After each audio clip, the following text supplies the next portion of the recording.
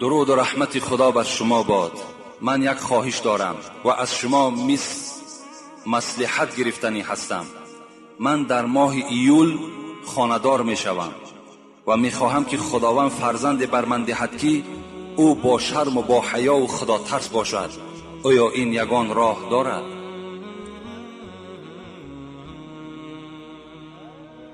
یعنی این برادر می گوید در ماه ایول من خانه‌دار می شوم و از جانب خداوند فقط خواهان آن هستم که یک فرزندی با حیا و فرزندی خدا ترس برای من نصیب گرداند. آیا این یگان راه در اسلام هست؟ در اسلام برای زندگی نیک را، برای یعنی زندگی کردن، اگر شما از ریختن موی سر یا اینکه از بریشی، از لاغری، بی‌اشتیایی بودن، از وزن نالازمه، پروستاتیت، درد دل، درد گرده، درد معده و یا اینکه خونو گرفتگی روده ها اذیت میکشید، پس با این رقم های در روی اکران بوده زنگ زنید. کمی از بیماری خود معلومات دهید. داروی های گیاهی لازمه را به شما شرکت شفافرما توصیه میدهد. بی نهایت برنامه های زیاده وجود دارد. از آن جمله من برای این برادر یک حکایه میکنم و از زن خود اگر این معامله را طلب کند انشاءالله خدا را فرزند خوب میدهد. میگوید در افغانستان یک زمان یک پادشاه بود به نام دوست محمد خان. روز میگوید نوکرای او، خدمتگارهای او به او خبر آوردند که امیر دوست محمد خان بالای بیرون از شهر یک لشکر جمع شده است و میخواهند که با افغانستان هجوم کنند و این ملک ما و شما را تار و مار کنند. چگونه ای که امروز بیچاره مردم مستضعف افغان در زیر ظلم این یهود گرفتار است. باید همه شما وظیفه‌دار هستین که دعا کنین که خدای مهربان این یهود از بالای قوم مسلمان دور بگرداند. اونا هیچ وقت برای نیکبختی این مردم آمدگی نیستند. اونا برای افلاس، برای پلید کردن جامعه اسلامی آمدگی هستند. میگوید یک لشکر بیرون همان افغانستان قرار دارد، میخواهد که ملک تو را، سلطنت تو را همش برهم دهد. این دوست محمد خان غمگین شدند و یک فرزند داشتند. این فرزند را در حال وزیر مدافعه اعلان کرد، یعنی سردار لشکرهایی که در همون ملک خود داشت اعلانش کرد. با چند هزار لشکر سپارش داد که رفته با این لشکری که بیرون شهر قرار دارد با این جنگ کنید، بجنگید تا که اینها وارد افغانستان نشوند. این جوان، این پسر دوست محمد خان با همراهی لشکر بیرون شهر آمدند، با این لشکر بیگانه جنگ را آغاز کردند. از بین هفته گذشت، یک نفر آمد و خبر داد امیر دوست محمد خان لشکری که با سرداری فرزند تو بود در برابر این لشکر شکست خورد و تلفات زیاد شد و فرزند تو از جنگ فرار کرد، پشت گردانید. دوست محمد خان بسیار میگوید غمگین شد. در حال نزد خانمی خود آمد، نزد زنی خود آمد. گفت خانم گفت فرزند ما گفت در این جنگ شکست خورد و از جنگ فرار کرد، گریخت. چی شرمندگی! این خانم چی گفتند؟ گفتند دوست محمد خان این دروغ است، فرزند من از جنگ فرار نکرده است. این پادشاه گفت من برای تو از منبع‌های اعتمادی خبر داده ایستادم، تو در خانه نشسته میگویی دروغ. مرا از بین جنگ آمدن نفر خبر داد که فرزند تو از جنگ راه گریز را انتخاب کرد، لشکر تو شکست خورد، تو باشی میگویی فرزند من نگریخته است. گفت من بر تو گواهی میدهم که فرزند تو از جنگ نگریخته است. و پشتم نگردانیده است. پادشاه به دل خود میگوید گفت که خیلی زن از در خانه است، برای تسلای دل خود اینا میگوید که غمگین نشود. از بین میگه 2 روز گذشت، شاید 3 روز گذشت، باز خبر آمد دوست محمد خان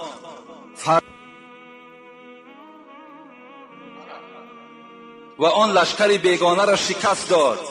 الحال این زمان یا زمان دیگر نزد تو فرزند تو حاضر می شود. دوست محمد خان چی خرسندی او را فرا گرفت، دوان نزد خانم خودش آمد. گفت خانم گفت فرزند ما در این جنگ غلبه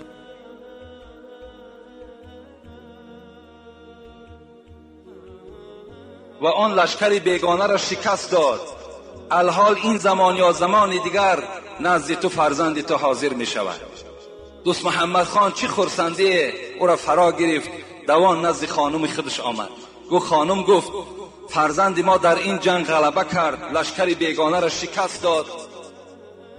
الحال منتظر وی هستیم، این زمان یا زمان دیگر در کاخمان در قصر من داخل می شود.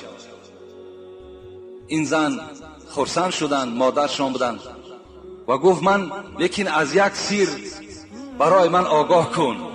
وقتی من بر تو خبر دادم که فرزند ما از جنگ گریخت، پشت گردانید، تو گفتی نه وی گریختگی نیست، وی فرار کردگی نیست. آیا این یگان حکمتی دارد؟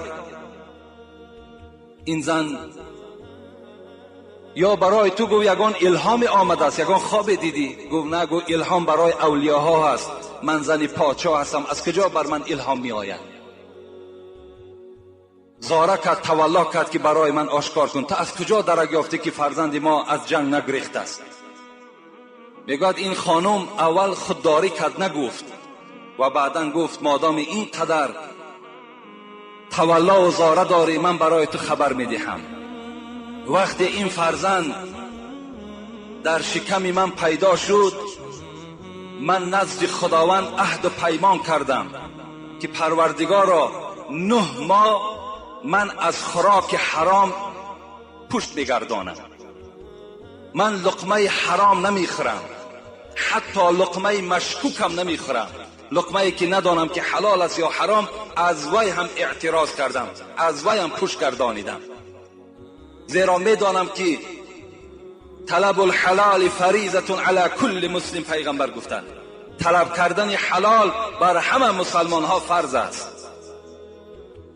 کل جسد نبت من الحرام فالنار اولا به، هر جسدی که از حرام آب و تاب میابد وای ارزنده دوزخ است.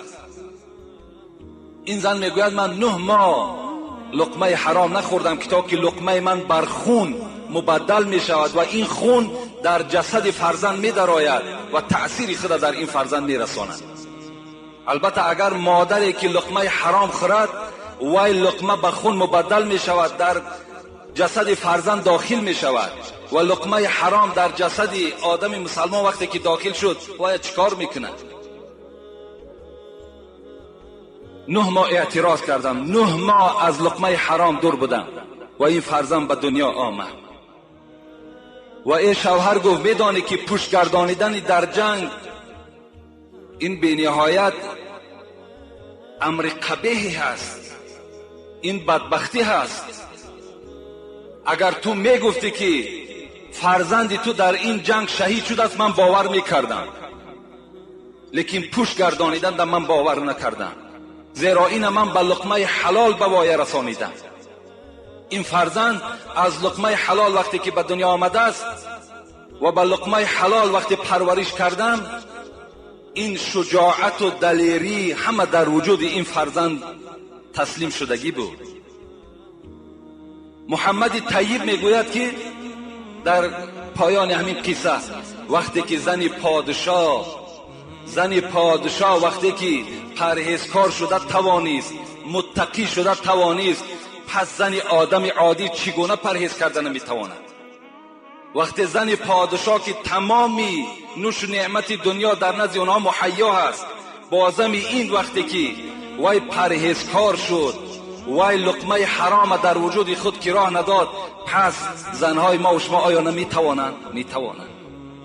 این برادری که از ما درخواست کردن اگر برای فرزند با حیا و خدا ترس اگر تو مقصد داشته باشی، یگانه می توانی که لقمه حرام بر خانت حاضر نکن و زنی خودم تعلیم ده که از هر لقمه های حرام استفاده نکند. انشاءالله فرزند سالم و صالح در خانه تو پیدا می شود.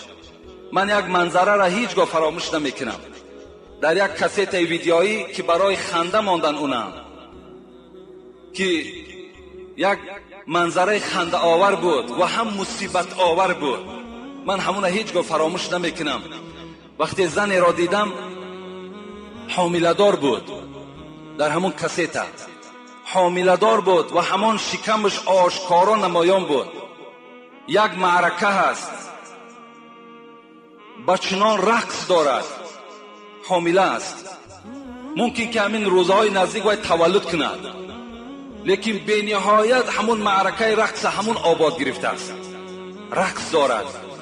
وقتی زنی که در حالت حامله با این عملهای درشت و ناخوب وقتی دست میزند، فرزندی او چگونه فرزند میشود؟